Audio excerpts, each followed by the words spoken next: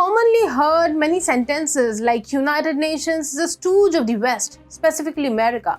The America holds the UN hostage.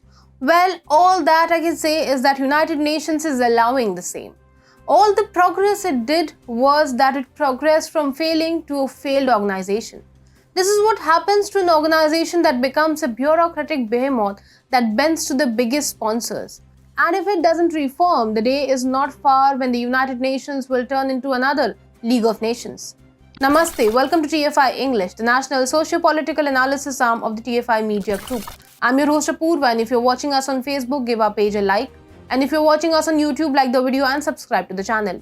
Coming back to the story today, in this video, let's discuss how the UN is once again bending before the US and how fatal it can be for the organization. So let's begin. The United Nations is all set to organize its 77th annual session under the title UNGA 77 from 13 September 2022. To attend this, all the members need to travel to the US, as the UN building, the headquarters, is situated in the US's New York.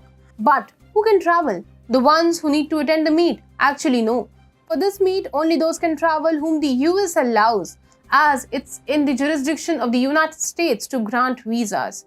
And if the Biden administration does not wish, a country cannot travel to the US to attend the UN meet. This is what is happening with Russia.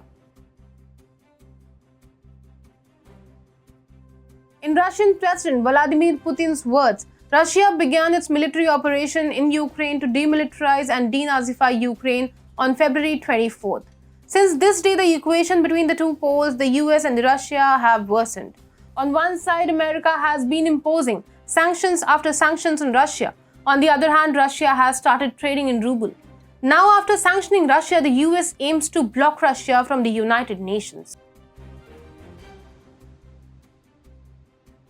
The Russian Foreign Minister Sergei Lavrov aimed to travel to the US along with his delegation to attend the UN General Assembly.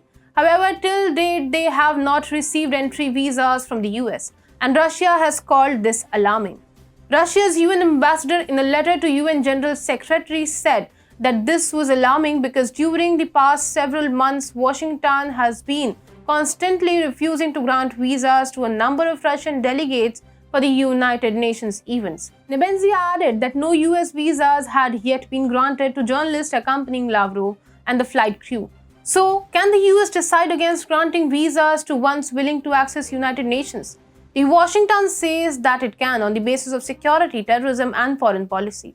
In this matter, however, the US has said that it has not been able to grant visas due to limited staff. So, what kind of a situation will happen due to the recent tussle? Well, it can be said that the UN may become the League of Nations 2.0.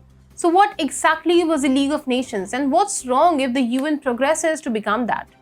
League of Nations, often referred to as the predecessor of the United Nations, was an intergovernmental organization that was aimed to promote international cooperation and to achieve peace and security.